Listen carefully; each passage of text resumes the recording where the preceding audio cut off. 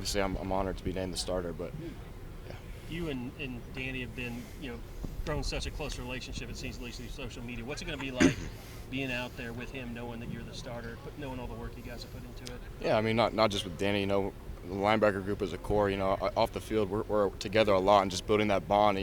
When you hang out and build that bond, whether it be going out to eat or going to watch a movie, like when that bond is built so strong off the field, you get on the field and you have a closer connection and you really feel and understand for each other. So, I mean, obviously me and Danny are very close, but I'd say the linebacker group as a whole, we're just a very tight unit, and we can really get into each other and push each other and hold each other accountable. And, how close we are off the field just really translates to our communication on the field and understanding where everybody's at, and I think that's really beneficial for us as defense. If we're separating you guys, we apologize. That's Brent's fault for calling you frickin' frack all the time. Yeah. I don't know if that'll catch on or not. Hopefully not.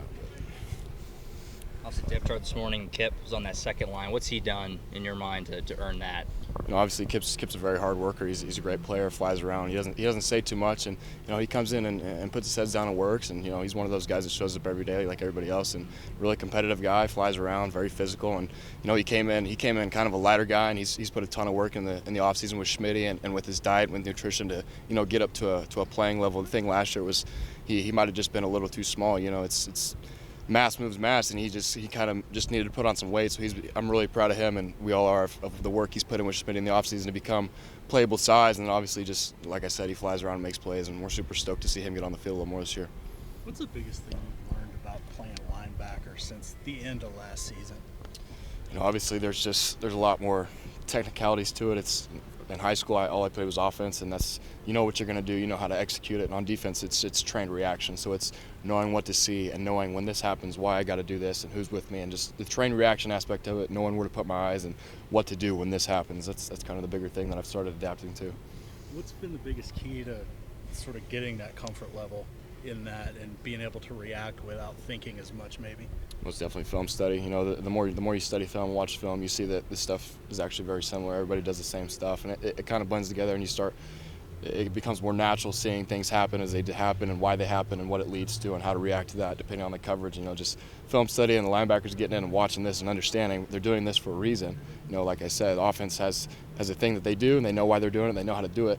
But we know why they're doing it as well. So when we see them do that, we can understand why that's happening and know how to attack it. And so that's kind of the biggest thing. Jaren, starting middle linebacker at the University of Oklahoma. Have you thought about what that means legacy-wise and looked at some of the names, other guys who've done that? Obviously that's being at a place like Oklahoma. There's a ton of legacy. There's a ton of history, and that's something that I'm definitely excited about. But I'm more so excited about the game itself and building a legacy myself as a player, and not just talk is cheap. I've been named the starter, but I need to go out and execute and play, and that's what I'm more so focused on and looking forward to. Thanks.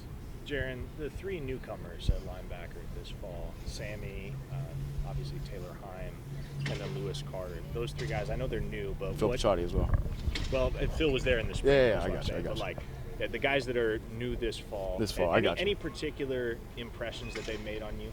Yeah, I mean those guys are, like I said, freak athletes. They're all about that work. They came in and they've really committed themselves to studying and learning this stuff, and they love to fly around, make plays, and play fast, hard football. And we love that about them. They're super humble guys. They love to work and love to hold each other accountable and be held accountable, take coaching well, and we're super excited about them. And just from a leadership and maturity standpoint, how good has it been having Connor Neer in the mix as well?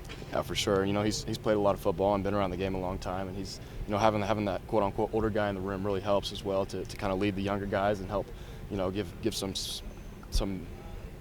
supporting help, with me and Danny and Kobe and those guys trying to teach the defense, and he can support in ways that a veteran would understand of playing the game a long time, why things happen that way. So he's really good to have around to help to push that factor. How much has James Skalski helped with your development and just getting you ready for the role that you're stepping into? A ton, just kind of like Connor, that guy's Coach Skalski's played a ton of football at a very high level, under Coach Venables, and he knows this specific defense very well. So having a guy like that on our staff is just extremely beneficial, and he's really a guy that can help us take our game to the next level mentally. Britt said this morning that last year you guys just had basically no backups at linebacker. Mm-hmm. You just talked about a lot of the young guys. Just how much more deep do you feel that position is, and how much does that help you knowing you have guys behind you as well. Yeah, and so much more deep. You know, the competitive depth is real, and we got a bunch of guys that can play really good football here. And you know, we all push each other to a higher standard every day. And you know, Coach V holds us all to that standard. You know, whether you're 2 or 3, you're taking reps with 2s, taking reps with 3s, you're taking reps with the 1s. You're held to the same standard. And so, having those guys that can play at a high level is really beneficial for us. What's the biggest difference, you think, mentality-wise, of where this team's at here in August of 2023 versus where you guys were August of 2022? Yeah, for sure. I think this is me personally. I think last year we were kind of more like a survival. Like everything was it was a lot. We're trying to learn the defense. We're trying to get all this new stuff, and like we had to take like a second to think, oh, what do I got on this? What is this? So like this year we have that foundation. We know what the hell's going on. So it's more of an attack mindset. Like we know what we're supposed to do. We know how to do it. So let's go do it. Last year was like, okay, we kind of get that. We kind of know. Yeah, we got. I think I remember that from one time from an install or something. But now it's like we got it down. We know it. And that's our standard. Let's go run it, execute it, and attack it.